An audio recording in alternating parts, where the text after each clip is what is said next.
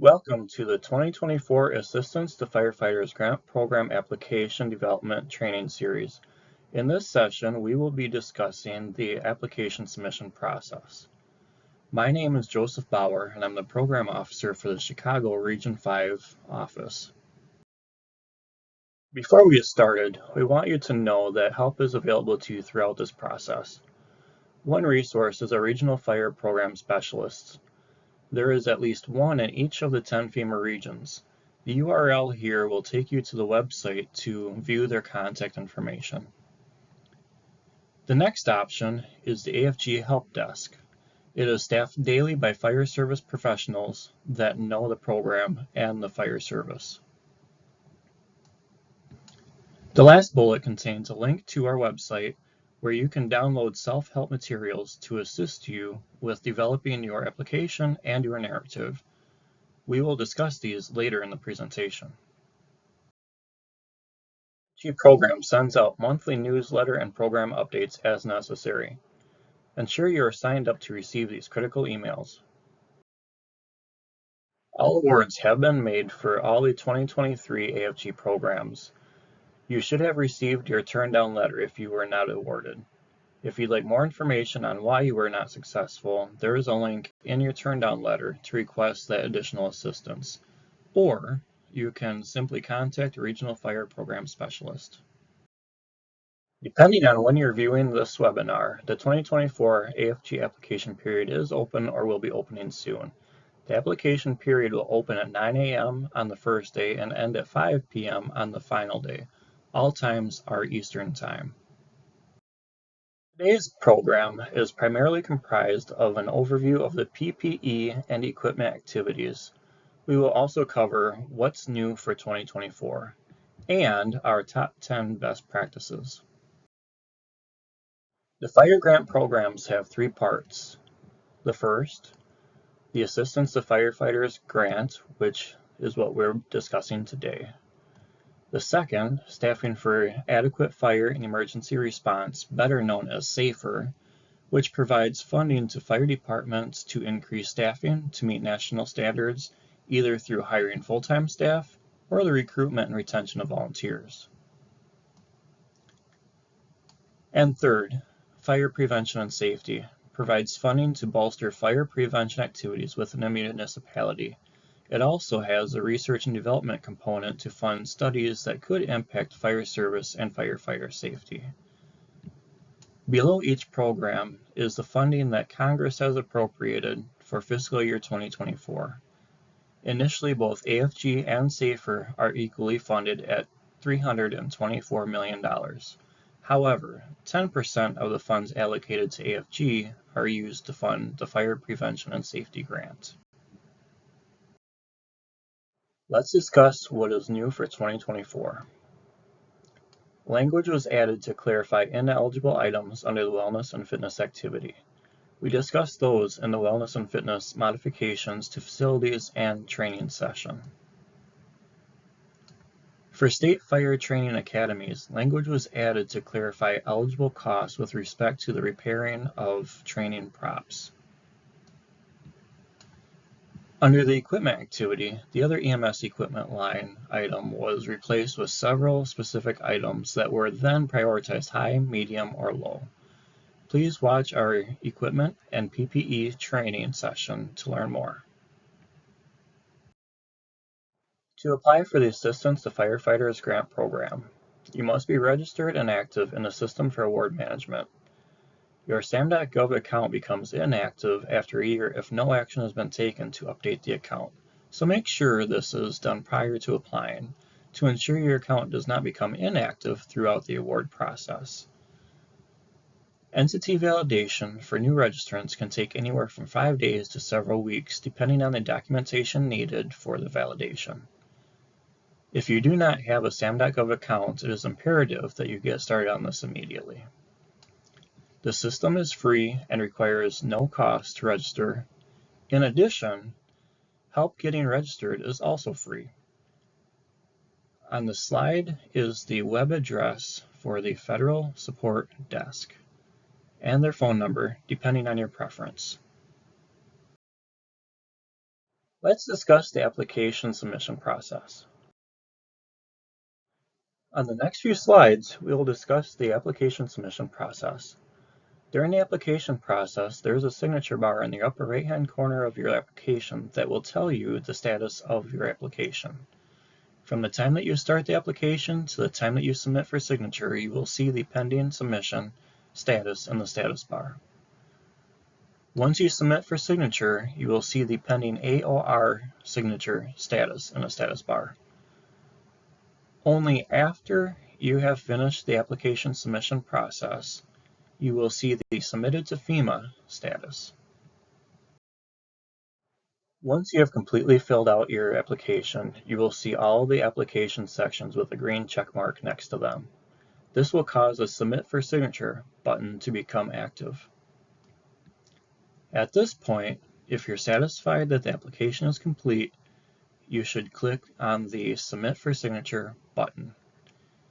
In doing so, you are sending the application to the authorized organizational representative to complete the application submission process. Once you have clicked on the Submit for Signature button, this is what you'll see. If you are the authorized organization representative, you can click on the Submit Application link at the bottom left side menu. If you are not the authorized organization representative, it will be important to let the person know that know that this is what they'll need to click to start the application submission process. Once the authorized organization representative clicks on the Submit Application link, the application will require them to sign off on a few certifications and assurances before they can sign and submit the application. Here's an example of one of those certifications. It pertains to lobbying. In this case, they'll simply click on the radio button, enter their password, and click Sign. The list below are certifications and assurances that the authorized organization representative will be signing prior to submitting the application. The first is a certification that, if awarded, your organization will comply with the terms and conditions of the award. The next certification has to do with lobbying activities, and a certification that disclosure of lobbying activities is not necessary. The third certification has to do with reading and understanding a notice of funding opportunity. The next certification is regarding the accuracy of the information provided in the application. The fifth certifies that the person signing is authorized to submit the application, and the final two certifications are confirming the primary contact and the final signature to submit the application. Once you have completed the certifications and assurances, the Submit button will turn blue as you see here. There's also an option to return to edit the application. If you choose to return to edit the application, you will have to repeat the application submission process. Once you click on the Submit button, you will receive a notice that the application has been submitted in green, like what you see above, where it says Signature Accepted. The status bar in the upper right-hand corner will say Submitted to FEMA. Once you have submitted the application, there's an option to reopen the application if you need to make necessary edits. To do so, go to your grants page and to the application that has been submitted, and click on the Select an Action drop-down menu, and there will be an option to reopen the application. Once you click on this link, you will see the Reopen Application Courtesy notice pop up to ensure that you understand that you are about to reopen the application. You will have to resubmit the application prior to the application due date time. To complete this process, click the Yes button and the application will reopen. Some of what you'll want to consider for the purposes of planning and preparation is the application checklist that provides you with the information you'll need to complete a large majority of the application. Next are self-evaluation sheets. There are two of these, one for regular operations and safety requests, a second for a vehicle acquisition request. The self-evaluation sheets provide you with the criteria that the panelist who will be reviewing your narrative is based on. We recommend providing anyone that is going to review your narrative with a copy of the self-evaluation sheets so that they can review it based on the same criteria and provide you with feedback as to whether you touched on all the items necessary. Our latest resource is the Narrative Development Toolkit. This document builds off the criteria outlined in the self-evaluation sheets and provides you with tips on how to meet that criteria. There are sample narratives included to help you get a feel for how your narrative should flow. In addition to printed documents, technical assistance is also available through the Help Desk and the Regional Fire Program Specialist. Here are the top 10 best practices. Start preparing now and read the Notice of Funding Opportunity.